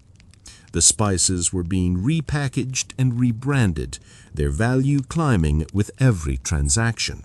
After weeks in port, waiting for favorable winds and trading goods, the dhow is ready for the longest and most dangerous leg of its journey, the open water crossing of the Arabian Sea. With the northeast monsoon now at your back, you sail for the ports of the Arabian Peninsula, like Aden or Hormuz, or directly for the Red Sea. Let's say your destination is Jeddah, the port city for Mecca. After many weeks at sea, with nothing but the endless blue water and the dome of the sky for company, the sight of the arid coastline of Arabia is a profound relief. In Jeddah, your fragrant cargo is unloaded one final time from the dhow. It has completed the second of its 3 great maritime passages, from Southeast Asia to India, and from India to Arabia. The clothes you plucked from a tree on a volcanic island have now traveled some 6,000 miles. But here the sea journey ends. The spices are transferred from the ship's hold to the backs of camels. The salty, humid air of the ocean is exchanged for the dry, searing heat of the desert. The spices join a great camel caravan, a slow-moving river of commerce, snaking its way north across the Arabian Peninsula. You are now a Bedouin caravan leader, your skin weathered by sun and sand. Your wealth is in your camels and your knowledge of the desert's secrets, where to find water, how to navigate by the subtlest shifts in the landscape. The caravan is a city on the move. Hundreds of camels laden with spices, perfumes, incense, and silks, guarded by armed men against the threat of desert raiders. The nights are cold and clear, the sky brilliant with stars, and the air is filled with the scent of coffee roasting over a fire, and of course, the lingering exotic perfume of the goods you carry. The caravan's destination might be Cairo, Damascus, or Aleppo, the great trading cities of the Levant. But let's follow your particular batch of cloves to the port of Alexandria on the Mediterranean coast of Egypt. Ruled by the Mamluk Sultanate, Alexandria was the great gateway between East and West. It was the bottleneck, the choke point through which all the treasures of the Orient had to pass to reach Europe. The Sultan knew this and imposed massive taxes, sometimes up to 1/3 of the cargo's value on every transaction. Here, in the bustling, chaotic marketplace of Alexandria, a new group of merchants awaits. They look different. They do not wear turbans, but dark, practical robes. They speak a strange, musical language. They are the Venetians. For centuries, the Republic of Venice has held a near monopoly on this final, most profitable leg of the spice trade. They have the exclusive contracts with the Sultan, the fleets of galleys to transport the goods, and the network of markets to distribute them throughout Europe. Historians still debate the true nature of the Venetian-Mamluk relationship. Was it a cynical partnership between two powers who despised each other on religious grounds but were addicted to the profits they could make together? Or was there a deeper, more pragmatic level of cultural and economic respect? Either way, for the right price, your clothes are about to change hands one last time. A Venetian captain pays the Sultan's tariff, buys your clothes for a price that is already hundreds of times what your village received for them, and prepares them for the final voyage. The familiar scent of clove and nutmeg now mingles with the salty spray of a new sea, the Mediterranean. You have traded the flexible dhow and the lumbering camel for a Venetian state galley. These ships are the workhorses of the Republic's commercial empire. Long, slender vessels, propelled by both sails and banks of oars. They are built for speed and defense in the notoriously competitive and pirate-infested waters of the Mediterranean. Your cargo, now so precious it is practically classed with gold and jewels, is locked away in the most secure part of the hold. You are no longer a sailor of the monsoons or a master of the desert sands. You are a Venetian merchant, a man of calculations, ledgers, and immense risk. You have not journeyed to the source. You have let the world's currents bring the source to you. The price you paid for these spices in Alexandria was astronomical, a fortune that could purchase a fine palazzo on the Grand Canal. But you have paid it without flinching, because you know that the price you can command back home in Europe will be even greater. This final leg of the journey is the one that generates the most spectacular profits. The voyage across the Mediterranean is tense. While Venice's navy rules these seas, they are not without rivals. Genoese privateers, Ottoman warships, and Catalan pirates are a constant threat. Your galley sails as part of a protected convoy, a muda, which the Venetian state organized and guarded to ensure the safety of its most valuable trade routes. These convoys were scheduled events, much like the monsoons, timed to get goods to market for the great commercial fairs of Europe. This state-controlled convoy system was a cornerstone of Venetian economic policy, a brilliant blend of capitalism and government oversight that protected the Republic's investments and squeezed out competitors. After weeks at sea, a familiar silhouette appears on the horizon. It is the Campanile, the great bell tower of St. Mark's Square, rising from the lagoon. There is no feeling in the world like the relief and triumph of bringing a spice cargo safely home to Venice. The galley glides into the basin of St. Mark's, a stunning vision of opulence, power, and faith. You have done it. The spices have reached their European terminus. Your cloves, nutmeg, and pepper are unloaded at the Riva degli Schiavoni and taken to a state-controlled warehouse, the Fondaco dei Tedeschi, where German merchants and others from Northern Europe will come to buy them, but not before they are weighed and taxed once again by the Venetian authorities. The Republic took its cut at every stage. In the warehouse, another round of sorting and repackaging occurs. The spices are now divided into minuscule portions for retail. A single nutmeg, which grew on a tree in the Banda Islands, might be sold for enough money to pay a skilled craftsman's wage for a week. The cloves you so carefully plucked will be sold by the dozen, destined to stud a wealthy man's ham or be ground into a powder to treat a toothache. The prices are absurd, driven by scarcity, the immense cost and danger of transport, and, most importantly, by a seemingly insatiable European demand. Why was Europe so desperate for these tiny dried things? The common myth is that they were needed to disguise the taste of spoiled meat. While they certainly could make less than fresh food more palatable, the primary driver was, once again, status. In a world of bland, monotonous diets, to be able to flavor your food with exotic spices was the ultimate display of wealth and sophistication. It told your dinner guests that you were rich enough to afford something that had passed through the hands of a dozen middlemen and crossed the known world to reach your table. Spices were also central to medieval and Renaissance medicine, which was based on the humoral theory of balancing the body's hot, cold, wet, and dry properties.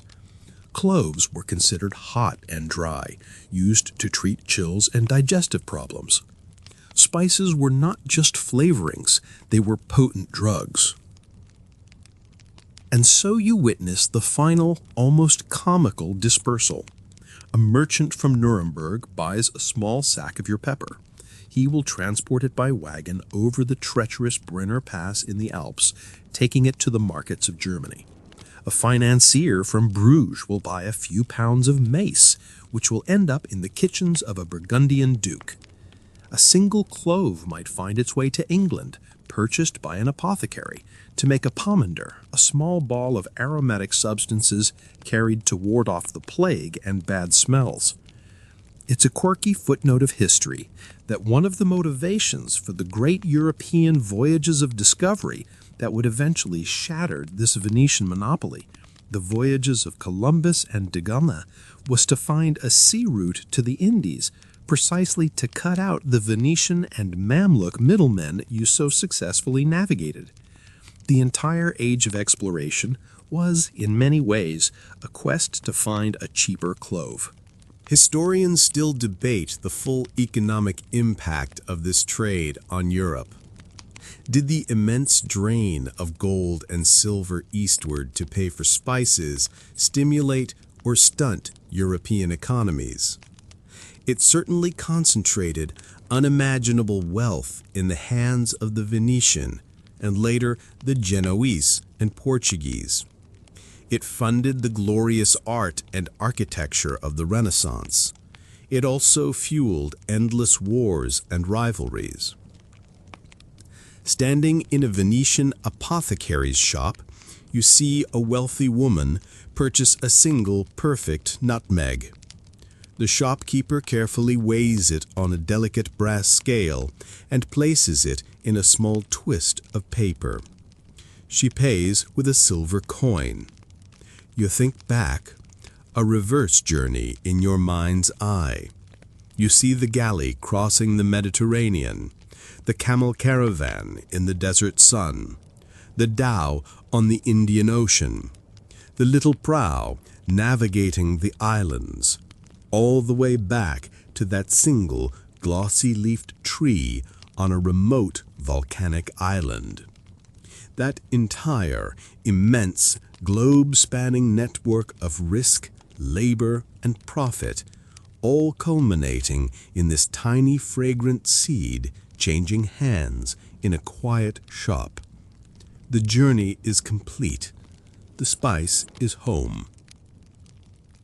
The fragrance of cloves and the clamor of marketplaces have vanished, carried away in a dream. You awaken to a different kind of sensory world, one of structured silence, rustling silk, and the cool scent of polished cedar wood. You are in a feudal Japan during the height of the Genpei War in the 12th century. The world outside your estate is one of shifting alliances and brutal clashing armies. But inside these walls you belong to a very particular and very rare breed, the Onnabugesha, a woman of the samurai or bushi class, trained not just in the arts of the home, but in the art of war. Your morning does not begin with a prayer bell or a negotiation. It begins with a blade. But it is not the iconic curved katana of your husband or father. Your weapon, the one that feels like an extension of your own arms, is the naginata. It is a pole arm, a long wooden shaft topped with a gracefully curved single-edged blade. In a corner of the estate's private courtyard, under the watchful eye of a gnarled cherry tree, you begin your drills. The smooth lacquered wood of the shaft is cool in your hands. You slide your feet across the raked gravel, the shh, shh sound, the only disturbance in the morning quiet. You practice the kata, the prearranged forms that are the bedrock of your training. Each movement is precise economical and lethal. A low sweep, designed to unbalance an armored opponent or cut the legs of his horse. A powerful overhead swing that uses the weapon's length and weight to generate incredible force. A quick, sharp thrust with the bladed tip. The naginata is a beautiful paradox of a weapon. It is elegant, almost dance-like in its execution, but its purpose is brutally pragmatic. Its length gives you a significant advantage in reach over a swordsman, allowing you to strike from a distance, keeping a stronger, heavier opponent at bay. This made it the quintessential weapon for the Onobugeisha. It wasn't about meeting brute force with brute force, but about using leverage, speed, and intelligence to overcome a disadvantage in pure strength. Your training began when you were just a girl. It was as much a part of your education as learning calligraphy, poetry, and the intricate rituals of the tea ceremony. For a woman of your class, these skills were not mutually exclusive. They were two sides of the same coin. Your duty was to be a wife and mother, to manage the complex affairs of a large household, but it was also to be the final line of defense. When your husband and the other men of your clan rode off to war, someone had to protect the home. The castle, the estate, the village, it all became your responsibility. You were not expected to ride out and seek glorious battle, but if battle came to your gates, you were expected to meet it. Your teacher is an older woman, your aunt. Her face a road map of wrinkles, her back still ramrod straight. She corrects you not with shouts, but with a quiet word, a subtle adjustment of your grip, a shift in your stance. Lower, she says, her voice as soft as silk, tapping your front knee. Energy comes from the earth. The philosophy of your training is rooted in the samurai code of Bushido, an unwritten code of conduct that valued courage, honor, and, above all, loyalty. Your loyalty was to your clan, your family, your home. Defending it, even at the cost of your own life, was the highest expression of that loyalty. After your drills, you clean the naginata blade with practiced, reverent care. You wipe it with fine rice paper, then apply a thin coat of choji oil to prevent rust. This weapon might one day be the only thing standing between your children and a hostile army. You treat it with the respect it deserves. A quirky historical tidbit is that naginatas were often part of a noblewoman's dowry. A finely crafted, well-balanced blade was as valuable a gift to her new family as a chest of exquisite kimonos. It was a clear statement that this woman was not merely an ornament, but a guardian, bringing not just grace and fertility to her new clan, but strength and steel as well. This tradition of female warriors was not a widespread phenomenon across all of Japanese society. It was almost exclusively the domain of the provincial bushi class. You wouldn't find the wife of a rice farmer or a city merchant training with a polearm. This was a privilege and a burden of the nobility. While some onobugeisha did ride into battle alongside men, the most famous being the legendary Tomo Gosen, described in the epic The Tale of the Heike as a warrior worth 1,000, a master of both the sword and the bow. This was the exception, not the rule. Her story is so dramatic, so incredible, that historians still debate whether she was a real historical figure or an idealized archetype created to inspire. For most, like you, the battlefield was the home front. Having stored your weapon, your role shifts seamlessly. You slide open the paper screen doors and enter the main house. The scent of wood and oil, gives way to the aroma of steamed rice and miso soup. Your martial aura is folded away like a clean kimono, and the domestic manager emerges. You oversee the servants, inspect the household accounts, and plan the day's meals. You might spend the afternoon composing a poem or practicing your calligraphy. This duality is not seen as a contradiction. To be a true honorable geisha was to embody both bon and bu, the arts of peace, culture, and the arts of war. A woman who was only a warrior was a brute. A woman who was only a cultured lady was a vulnerable target. You were expected to be both, to contain within your small frame the grace of a willow branch and the unbreakable strength of polished steel. It is a quiet, demanding discipline, far from the chaotic battlefields, but no less a part of the samurai world. The sun climbs higher, and the rhythms of your day settle into deceptive domesticity. Deceptive because even here, in the management of the household, the principles of the warrior class are always present. Your home is not merely a residence, it is a fortress, and you are its castellan, its quartermaster, and its last line of defense. Every aspect of its design and every task you oversee is filtered through the lens of potential conflict. You walk through the corridors, your feet making soft, quistering sounds on the polished wood floors. These are the famous nightingale floors, ugushibari, a well-known feature of Japanese castle and temple design.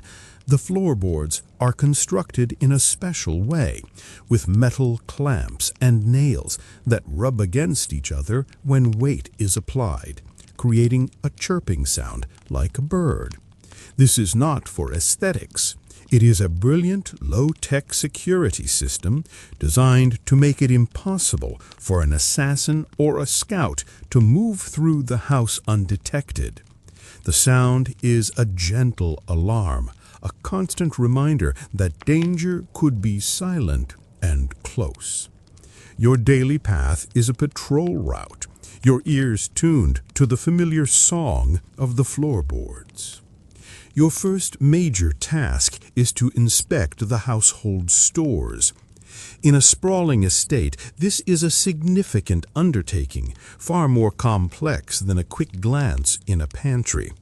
You are not just checking if there is enough rice for the week, you are managing a strategic reserve.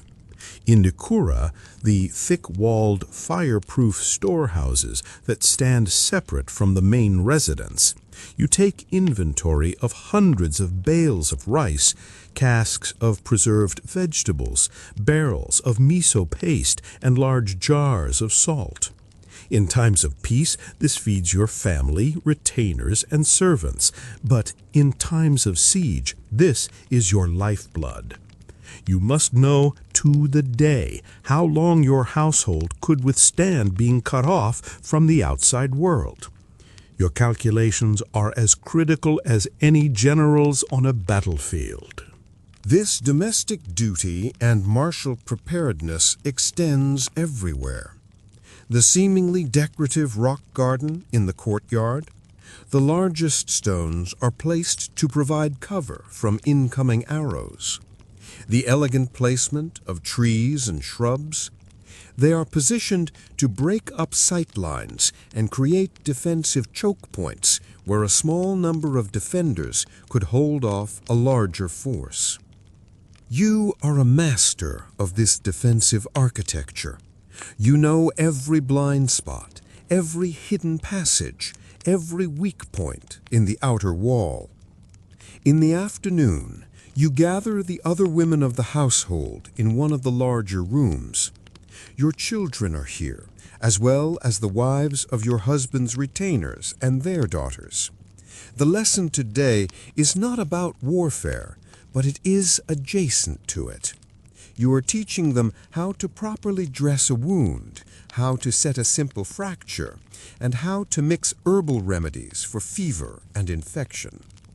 This knowledge of battlefield medicine was a crucial skill for samurai women. While the men were the primary combatants, the women were the primary caregivers. When the wounded were brought back from battle, or when defenders fell during a siege, it was the women who had to triage, treat, and tend to the horrific injuries inflicted by arrows, swords, and spears. You teach them with a calm, detached efficiency, explaining how to use boiled water to clean a gash and how to use moss as a surprisingly effective and sterile dressing. Among your students is your own daughter, who is just now old enough to begin her formal training. After the lesson on healing, you take her to the courtyard and present her with her first naginata. It is smaller and lighter than your own, made for her size, but it is a real weapon. You begin to teach her the most basic stances, how to hold the weapon, how to find her center of gravity. This passing down of knowledge from mother to daughter is the core of the Onabugeisha tradition. It's a fascinating, if somewhat somber, historical fringe theory that the practice of seppuku, ritual suicide, was also taught to women. For a samurai man, it was a way to die with honor after a defeat.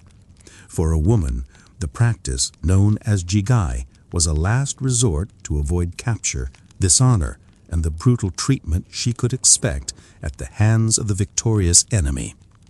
A woman's suicide weapon was not the long katana, but a small dagger, the kaiken, which was also often part of her dowry and always carried with her, tucked into the folds of her obi. It was the ultimate, tragic expression of control in a world that often sought to strip it from her. As you guide your daughter's hands on the smooth shaft of the naginata, you feel the weight of this legacy.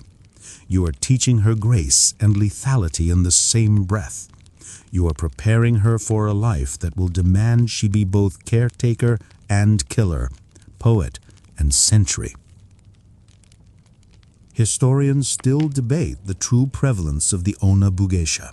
For a long time, traditional Japanese historiography, written by men and focused on the great male heroes of the samurai class, largely ignored their contributions. It is only through modern archaeology and a re-examination of provincial records and family histories that their stories have begun to be uncovered. For example, analysis of remains from battle sites have sometimes shown a higher than expected percentage of female bodies, suggesting their participation was more common than the official histories let on. Your existence is a quiet fact, written not in the grand chronicles of the emperors, but in the annals of a single clan, in the foundations of a single home. You are not a myth like Tomodi Gozen. You are a reality, the steady, formidable heart of the fortress you call home, waiting for a day you hope never comes. The day you hoped would never come arrives with the sound of a distant war horn.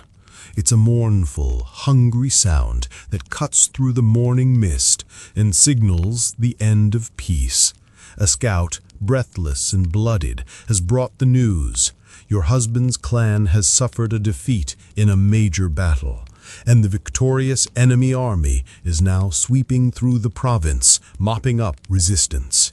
Your estate is directly in their path. There will be no glorious cavalry charge to save you. You are on your own. Chaos threatens to erupt, but you do not allow it.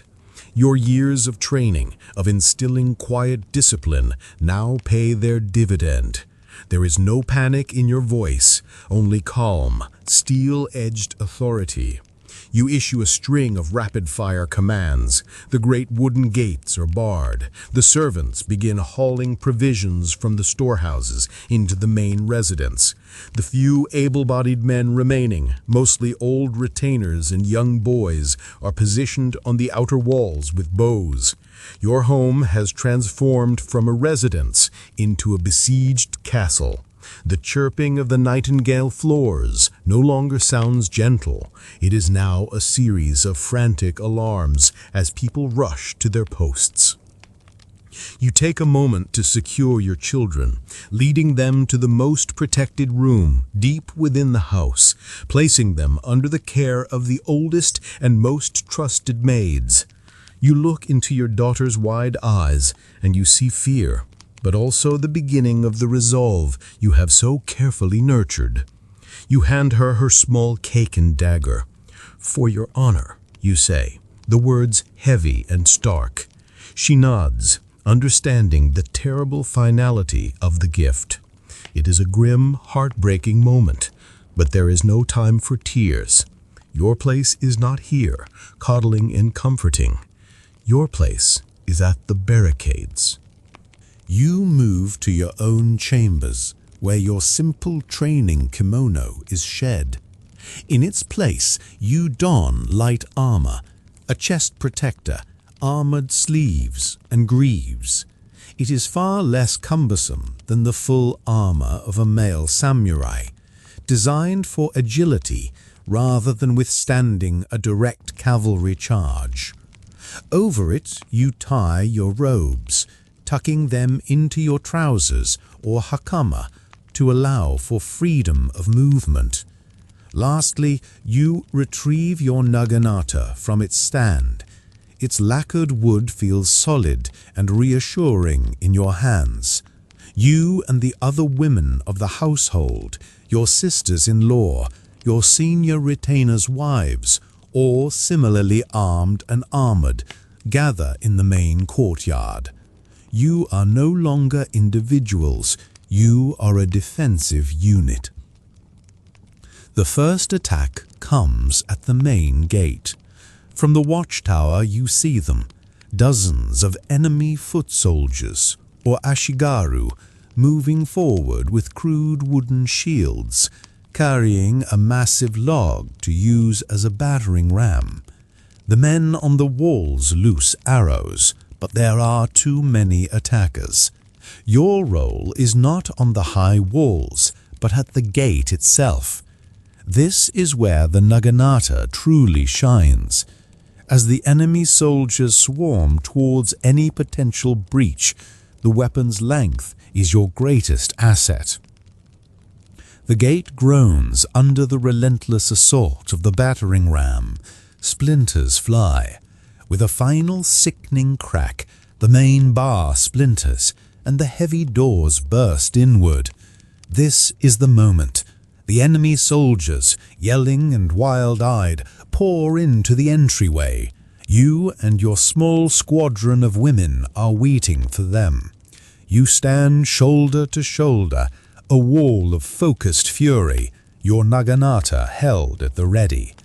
The first soldier rushes in, raising his sword. He is expecting terrified, fleeing servants, not a line of disciplined warriors. Before he can even bring his sword down, you execute a low, powerful sweep with your blade. It's a move you've practiced 1,000 times on the raked gravel. The blade connects with his ankles, cutting through cloth and sinew. He screams and collapses, creating an obstacle for the men behind him. This is the brutal, close-quarters reality of defending a choke point. The enemy has the numbers, but you have the tactical advantage of the terrain. The entryway is narrow, preventing them from bringing their full force to bear at once. You and your fellow Onabugeisha work in a deadly concert. A thrust from one woman's naginata keeps a soldier at bay, while another strikes from the side. It's a maelstrom of flashing blades, guttural yells, and the sickening thud of steel on bone and flesh. The archaeological discovery of the remains of the famous female warrior Nakano Takeko, who fought in the 19th century Battle of Aizu, is a testament to this reality. She led an unofficial ad hoc unit of female combatants, and they charged the enemy with their naginatas, fighting fiercely until she was shot, and knowing her end was near, asked her sister to cut off her head to prevent it from being taken as a trophy. A soldier, bigger than the rest, breaks through the initial line. He barrels towards you, his face a mask of rage. He swings his katana in a wide, powerful arc. You can't meet the force of the blow directly. Instead, you use your weapon's length to parry, deflecting his sword just enough for it to miss. In the split second that he is overextended and off balance, you step in, sliding your hands up the shaft of your naginata and using the butt end, the ishizuki, to strike him hard in the temple. He drops like a stone. It is not about strength. It is about leverage, timing, and an utter lack of hesitation. Historians debate the psychological impact on enemy soldiers of facing female warriors. Was it demoralizing to be held at bay by women, a source of shame and fury? Or was it, in the brutal calculus of war, simply another armed opponent to be overcome? For you, in the heat of battle, such questions are meaningless. These are not men. They are a threat to your children, a force intent on destroying your world. You fight with a ferocity born of desperation and a deep, abiding love for what you are protecting. For hours, the battle at the gate rages, a cycle of desperate defense, repelling one wave of attackers only for another to take its place. Your arms burn, your body screams with exhaustion, but you do not falter. The defense of the fortress rests on your blade. The sunlight fades, and the battle at the gate subsides into an uneasy twilight. The enemy has retreated to regroup, leaving behind a courtyard littered with their dead and wounded. The initial, frenzied assault has been repelled. You and your small band of warriors have held the line. A grim sense of triumph mixes with sheer, bone-deep exhaustion. You lean against the splintered gatepost, your knuckles white on the shaft of your naginata, your breath coming in ragged gasps. The immediate crisis has passed, but the siege is far from over.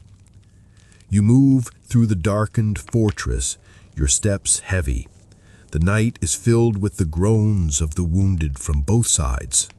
Your role shifts once again from warrior back to healer and leader. You oversee the tending of your own injured, distributing meager water rations and offering quiet words of encouragement. You post guards, knowing the enemy will test your defenses under the cover of darkness. Sleep is a luxury you cannot afford. This is a battle of attrition now, a test of will and resources. For days this pattern continues. The enemy makes probing attacks, trying to find a weak point. They use fire arrows to try and set the wooden structure alight. Each attack is met with fierce resistance. But you see the grim reality in your dwindling supplies. The sacks of rice are nearly empty. The arrows are almost gone. Your small garrison is exhausted and depleted. You have proven your valor 100 times over, but valor cannot create food or mend a shattered wall. You have fought not for glory, but for time. Time for your children to be hidden away by loyal servants, perhaps smuggled out through a secret tunnel you prepared years ago. Time for your family's legacy, its name, to survive, even if its fortress does not. In the end, it is not a grand final battle that decides your fate, but the slow, inexorable reality of siege warfare. Knowing that the children are safe and that further resistance is futile, and would only dishonor the sacrifice already made, a decision is reached. A lone monk is sent out under a flag of truce to negotiate terms of surrender. The fight is over. But time does not stop. You shift forward, leaving the blood and smoke of the 12th century behind, moving into the relative peace of the Tokugawa shogunate in the 17th century. The country is unified under a single, powerful government. The era of constant civil war is over. This prolonged peace, known as the Pax Tokugawa, is a profound and transformative effect on the samurai class. They are slowly evolving from a warrior caste into a bureaucratic and administrative aristocracy. Their swords become more symbolic than functional. In this new era, your role as an onabugeisha changes dramatically. You still belong to a high-ranking samurai family, but the world around you is different. The estates are no longer fortresses on a war footing. The threat of a siege is a distant, romantic memory. And so your training, while still a part of your upbringing, begins to lose its deadly urgency. The naginata, once a practical weapon for home defense, becomes a tool for a different kind of discipline. It is now primarily an art form, a way to cultivate grace, discipline, and a connection to the proud heritage of your ancestors. The practice of kata becomes less about preparing for a life or death struggle and more about perfecting a beautiful, dance-like martial art. It's a historical mainstream fact that during the Edo period, the naginata became firmly associated with women, to the point that it was considered an unmanly weapon for a male samurai to wield. Your days are no longer a blend of household management and siege preparation. The emphasis shifts almost entirely to the bun over the bu, the culture over the martial. Your mastery of the tea ceremony, of flower arrangement, ikebana, and of poetry are now the primary markers of your family's status. The naginata becomes one of these refined arts, practiced alongside them. The dowry may still include a beautifully lacquered antique naginata, but it is a symbol of a noble past, not a tool for a dangerous future. Historians still argue whether this transition represented a domestication of the onabugeisha, a clipping of their wings, or if it was a logical evolution that allowed them to retain their status and dignity within a changing society. Did they lose power, or did they simply find a new way to express it, through cultural rather than military influence? Your legacy becomes one of nostalgia and legend. The fierce, armor-clad woman at the barricade fades into a story told to children.